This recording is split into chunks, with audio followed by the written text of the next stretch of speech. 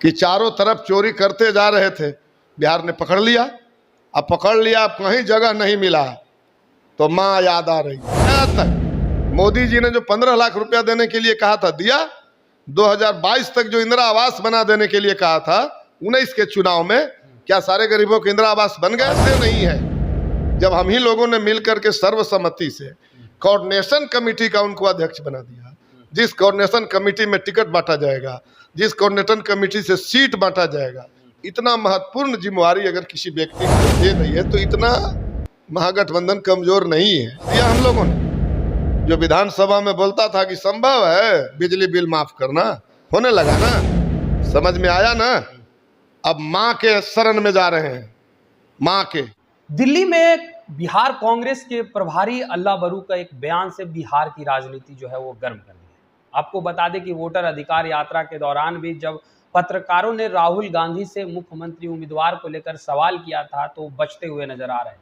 लेकिन वहीं अल्लाह बरू का कल एक बयान आया है, उन्होंने कहा कि बिहार की जनता जिसे चुनेगी वही मुख्यमंत्री बनेगा। सीधे तौर पे कहते हुए दिख रहे थे कि तेजस्वी यादव पर अभी हामी नहीं भर रहे हैं। इसी मुद्दे पे बात करेंगे। हमारे साथ मौजूद हैं भाकपा माले के विधायक रामबली सिंह यादव। सर, कैसे देख रहे हैं सर? राहुल गांधी भी बयान से बचते हुए नजर आते हैं, अल्लाह बरू भी बचते हुए नजर आते हैं, राजेश राम भी बचते हुए नजर आते हैं। तेजस्वी यादव पर मुहर क्यों नहीं लगाते? जबकि आप लोग कहते हैं कि तेजस्वी यादव हमारे मुख्यमंत्री कैंडिडेट होंगे, मुकेश सहनी भी कहते हैं कि मुख्यमंत्री कैंडिडेट होंगे, जबकि तेजस्वी की बहन खुद कहती है कि अभी तो ब्याह नहीं हुआ, सुहाग रात की बात आप लोग कर रहे हैं। तो फिर कहाँ पेच फंस रहा कि कांग्रेस तैयार नहीं होती है? नहीं, ये पत्रकारों द्वारा जो ये प्रश्न पूछा जाता है इसी में ज्यादा पेच है। पेच तो कहीं है नहीं और जगह। भाई साफ साफ बातें हैं कि 2020 में इंडिया गठबंधन बना और उस इंडिया गठबंधन में जो मुख्यमंत्री के उम्मीदवार थे 2020 में माननीय तेजस्वी जी थे। 20 के बाद और मजबूत ये गठबंधन हुआ, कई नए दल जुड़े और कोऑर्डिनेशन कमेटी बना। तो जो कोऑर्डिनेशन कमेटी बना है उसके अध्यक्ष माननीय तेजस्वी यादव जी है। तो कोई व्यक्ति कह रहा है कि भाई जनता चुनेगी, तो बिना जनता का चुनाव हुए बिना विधायक जीते ही मुख्यमंत्री बनता है। तो कोई अगर कह रहा है कांग्रेस या कोई कह रहा है तो गलती इसमें क्या बोल रहा है? लेकिन तेजस्वी यादव तो खुले मन से कहते हैं कि हम बनेंगे मुख्यमंत्री, तो बाकियों को कहने में क्या गुरेज है? बाकी लोग स्वीकार क्यों नहीं करते? फिर ये प्रश्न ही क्यों है? हम कह रहे हैं कि जनता, अभी तो बीजेपी वाले लोग वोटर चुन रहे हैं। वोटर कौन होगा? और बिहार में वो पकड़े गए हैं चोरी करते हुए SIR के बहाने। तो अभी इस मुद्दे पर यात्राएं हो रही है कि जनता बचेगी, जनता का अधिकार बचेगा। एक ही अधिकार तो मिला है बराबरी का, वो वोट देने का। नहीं तो आज़ादी के पहले और आज़ादी के बाद भी अभी भी समाज में कितना बड़ा गैर बराबरी है, ये तो आप देख रहे हैं। 20 साल से NDA की सरकार इस बिहार में चल रही है। न्याय के साथ विकास, सुशासन और विकास। और आर्थिक सर्वे ने क्या कह दिया? आर्थिक सर्वे जब इस बिहार में हुआ, जातीय गणना हुआ, तो ये दोनों ही सर्वे, इसका घोषणा तो मुख्यमंत्री नीतीश कुमार जी ने ही किया। और वो क्या कहा कि 63% परिवार पूरे बिहार का 10,000 से भी कम महीने की आमदनी पर जिंदा है। और उसमें से 34% परिवार तो जलालत की जिंदगी जी रहा है, जिसको 2-2 लाख रुपया देने के लिए कहा था, अभी तक दिया नहीं इन्होंने, अभी तक दिया ही नहीं इन्होंने। तो ये मुद्दा था इस गैर बराबरी का। और बराबरी केवल एक मामले में था कि गरीब हो या अमीर हो, चाहे जिस जाति समाज से आता हो, हर व्यक्ति एक वोट देगा जो 18 बरस के हो जाएगा। उस अधिकार पर भी तलवार लटक गया। ये इलेक्शन कमीशन को सामने रख करके बीजेपी वालों ने ऐसा किया। तो ये एजेंडा है बिहार में। बिहार में चोरों को सजा देने का एजेंडा है। बिहार में वोटों का अधिकार कैसे बचेगा जनता का, ये हम लोग का एजेंडा था। और ये एजेंडा के साथ वोटर अधिकार यात्रा है, ये बिहार बंद हुआ था बीच में। और ये कह करके इलेक्शन कमीशन ने रंग बदलते रहा, बीच बीच में अपना बयान, राजनीति किया उसने, सुप्रीम कोर्ट तक को अवॉइड किया। बावजूद सुप्रीम कोर्ट के दबाव से तरह तरह के जो चाल बदला, वो जाकर के बिहार के मतदाताओं को कुछ राहत मिली है। लोगों का नाम बचा, लोगों का नाम जुड़ा, अभी भी जुड़ रहा है। तो अभी हम लोगों का एजेंडा तो ये है कि वोटरों का अधिकार बचे। और जब वोटर के अधिकार बचेगा तो निश्चित रूप से जो वोटरों के लिए लड़ा है, आने वाला जब चुनाव होगा तो वोटर ऐसा नहीं ना है कि जिन्होंने उनकी रक्षा किया उसके खिलाफ वोट कर देंगे।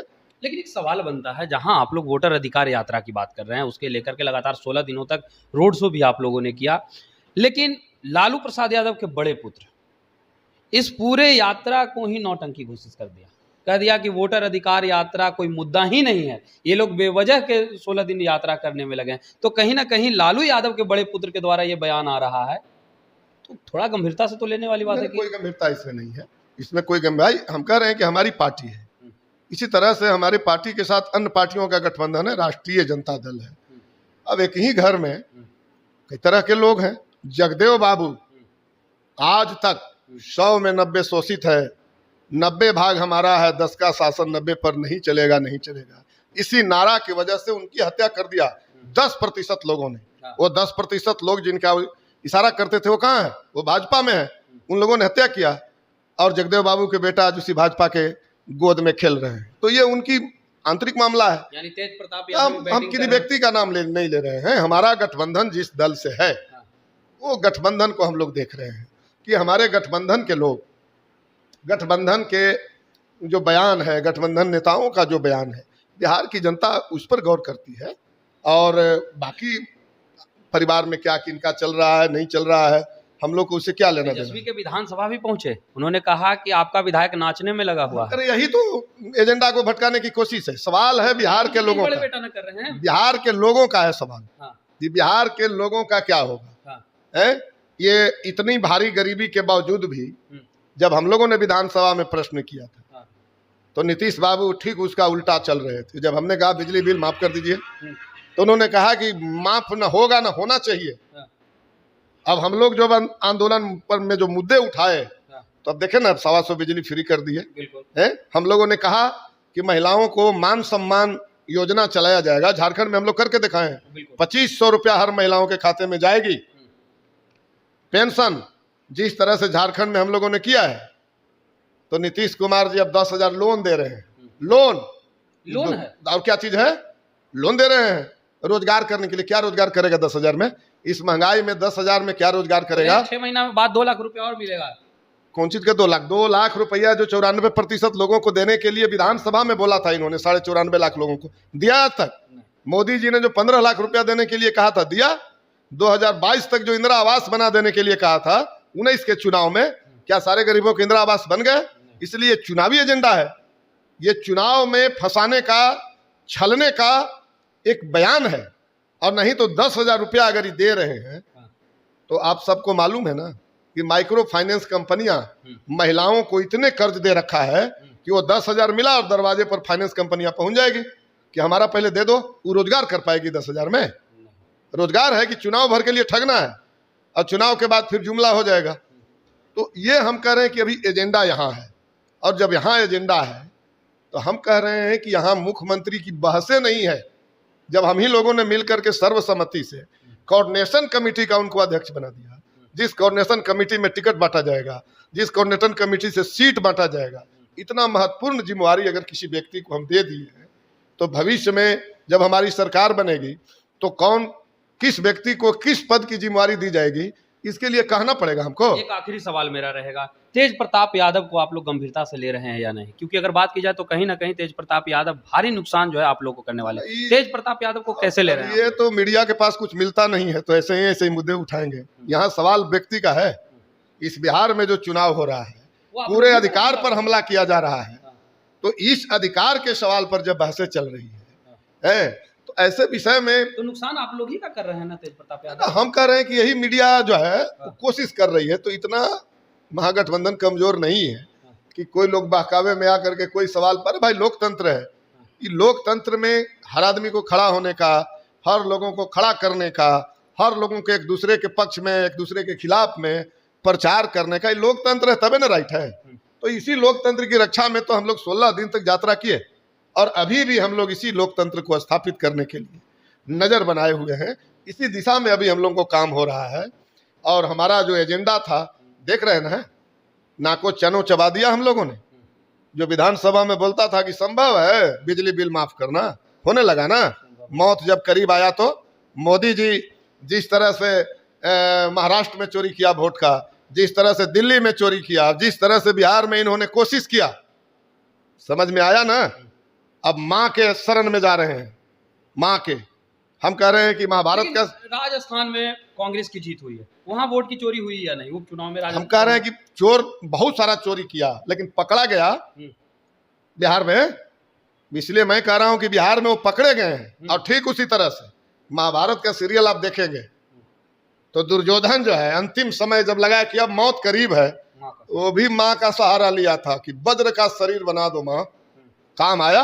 अरे माँ का आशीर्वाद भी उन्हीं लोगों को काम आएगा जो लोग नेक काम समाज में किए हैं। तो कहाँ दुर्योधन को काम आया? तो जिस तरह से मोदी जी को आप देख रहे हैं कि चारों तरफ चोरी करते जा रहे थे, बिहार ने पकड़ लिया। अब पकड़ लिया, कहीं जगह नहीं मिला तो माँ याद आ रही है। हम कह रहे हैं कि माँ का आशीर्वाद निश्चित रूप से हम लोगों पर भी है। माँ को हमेशा हम लोग समझते हैं कि हमारी सबसे बड़ी अगर कोई देवी है, पूजनीय है, तो माँ है। लेकिन माँ उन पापियों के काम नहीं आएगी जैसा कि दुर्योधन के लिए उनकी माँ काम नहीं आई। तो इसलिए हम कह रहे हैं कि बिहार में पूरे माहौल को देख रहे हैं, एजेंडा आप देख रहे हैं। एजेंडे को डाइवर्ट करने के लिए रंग बिरंग के प्रश्न पूछे जा रहे हैं हम लोगों से। रंग बिरंग के लोग क्षेत्रों में निकले हुए हैं, विकास देखते चल रहे हैं। कोई बहुत ज्यादा विकास करा दिया, तो तेज प्रताप ही पर हमला करें कि क्षेत्रों में जा रहे हैं, दिखा रहे हैं। नहीं, हम कह रहे तेज प्रताप जी पर करेंगे। वो तेज प्रताप जी हमसे उम्र में काफी छोटे हैं, हमारे छोटे भाई के समान है। अब वो किसी परिवार से जुड़े हुए हैं, उनके अंदर क्या चल रहा है हम इसमें क्यों बोलेंगे, क्योंकि हमारा अलायंस है। मैं भाकपा माले का नेता हूँ, हमारा जिन पार्टियों से अलायंस है उन पार्टियों से हमारी दोस्ती है, उन पार्टियों से हमारी ज़रूरत पड़ेगी तो विभिन्न सवालों पर बहसें होगी। तो हम कह रहे हैं कि हमारी पार्टी में जो लीडर हैं, हमारी पार्टी के साथ जो अलायंस है, तो उनसे बात करेंगे। बाकी विषय पर जो मेरा विषय ही नहीं है, वो विषय पर अगर हमसे कोई पूछेंगे तो हम इस पर क्या जवाब देंगे? हम कोई जवाब नहीं दे सकते। तो ये थे हमारे साथ भाकपा माले के विधायक मोहम्मद सिंह यादव, जिन्होंने तमाम मुद्दों पे विवाद से बात की। उन्होंने सीधे तौर पे कहा कि अभी बिहार में एक ही एजेंडा है, एक ही मुद्दा है, वोटर अधिकार यात्रा के दौरान जिस प्रकार से चोरी पकड़ी गई है कि केंद्र की सरकार जो है वोटों की चोरी करके सत्ता में आई है, वो हमारा प्राथमिक मुद्दा है। फिलहाल इस खबर में इतना ही, धन्यवाद।